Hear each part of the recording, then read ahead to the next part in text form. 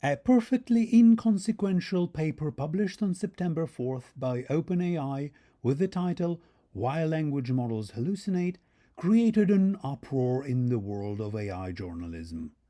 If you are listening to at least one other AI-related podcast, you must have heard about this paper already, which is why today we will discuss what is wrong with this paper and why the whole narrative about hallucinations that the large language model vendors are trying to spin is missing its mark. My claim is that hallucinating LLMs are in fact a critical step towards artificial general intelligence, or AGI, and that we should not try to fix the LLMs but instead build more complex agents that will channel the LLM's runaway creativity into self-perpetuating cycles of knowledge discovery. Thank you for listening and subscribing. I'm Alex Chadyuk, and this is AGI. Listen every Monday morning on your favorite podcast platform. The first problem with the OpenAI's paper is that the results reported in it are trivial. They would never stir such controversy had the LLM vendors not spent so much time proclaiming vague and hysterical notions like PhD-level intelligence and replacing most humans. It is trivially obvious that a model trained to predict the next word in the sentence will get that word wrong now and then, just like a high-precision weather app will sometimes tell you it is raining in your backyard when it actually isn't. If the pattern that the weather predictor learned over the years says that it's more likely to rain than not, an optimal prediction is rain simply because the model has no method of empirical validation unless you have a rain detector in your backyard that feeds directly into the model. Equally bizarre is the paper's claim that the evaluation benchmarks are causing hallucinations. Yes, the algorithm can learn to confabulate facts if blurting out a random date of birth gives it an advantage compared to saying I don't know, but it will confabulate consistently only if its owner is training the algorithm to beat the benchmark test rather than admit ignorance. If you reward your model for cheating, why are you surprised that it becomes a liar? The bottom line of the paper is that people with telephone numbers for a salary blame either high school algebra or other people's benchmarks for their own substandard product that can crush a graduate-level science test, yet fail a kindergarten true or false game. A much bigger problem with the paper is that it misses a fundamental point. A hallucination, defined by the authors as a plausible falsehood, requires two things to be what it is. It has to be plausible and it has to be false. Let's unpack this. First, plausibility.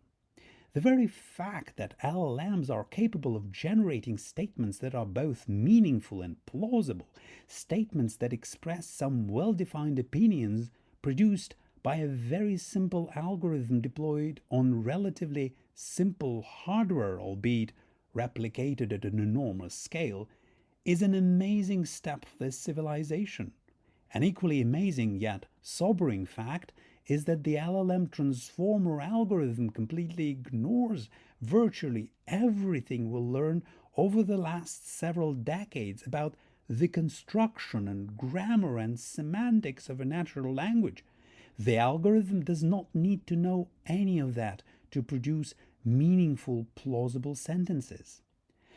But if you think that it is a bug in the LLM that it confabulates plausibly sounding answers to factual questions instead of reciting exact facts from its training set, you will be surprised to learn that humans do exactly the same.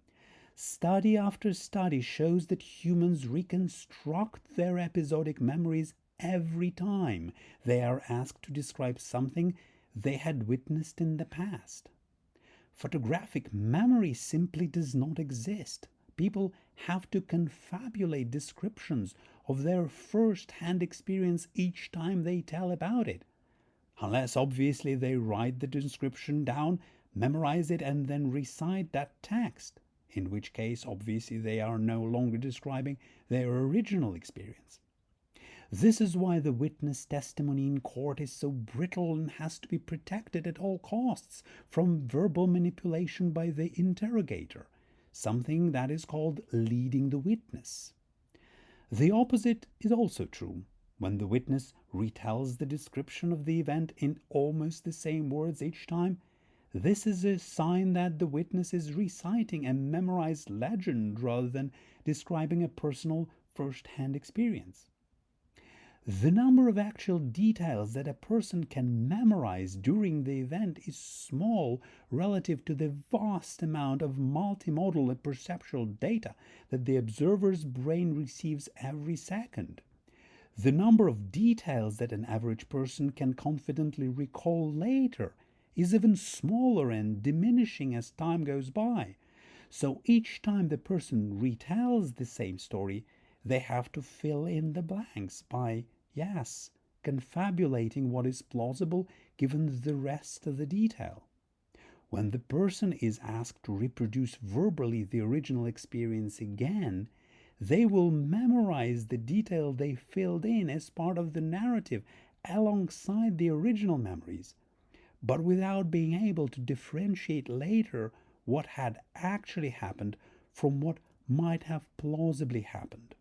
Yet, humans seem to have developed an internal sensor that tries to verify and whittle down parts of the confabulation that seem plausible but disagree with any part of the retained memory. So the drift of the detail is not as devastating to the truth about the actual event as it otherwise might have been. As a side note, if every original text produced by a human is a confabulation, why are we surprised that an LLM trained on the human-produced text confabulates too? In fact, it has to be even worse. The LLM learns the statistical patterns in the data. It does not memorize individual data points, so it actually confabulates all the time. The amazing thing about it is that the sheer scale of the large language models allows an incredible level of plausibility and internal consistency to emerge out of the LLM's confabulation. What the developers of the LLMs most likely hoped for, but these hopes have so far been dashed, is that a similar internal sensor that humans seem to have would emerge in the LLMs too. Who knows, maybe it will emerge when we scale the models even more. In the meantime, the developers have emulated this sensor through multi-agent orchestration with external interfaces like Model Context Protocol or MCP that allows the agent to go back to the factual data. It can check the person's date of birth in the database so that the agent should no longer rely on the LLM to find a non-existent statistical pattern in people's birth dates. As we gradually resolve potential ethical and privacy concerns associated with such database calls, LLM-based agents will become better and better with factual information.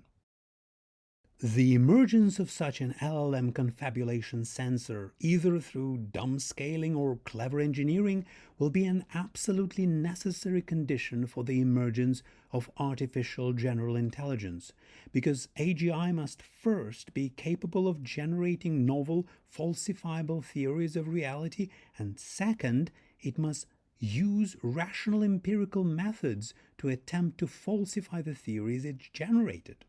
Through this cycle of disciplined confabulation and falsification, deployed at scale, we can make discoveries that will dwarf the scientific breakthroughs of the 20th century.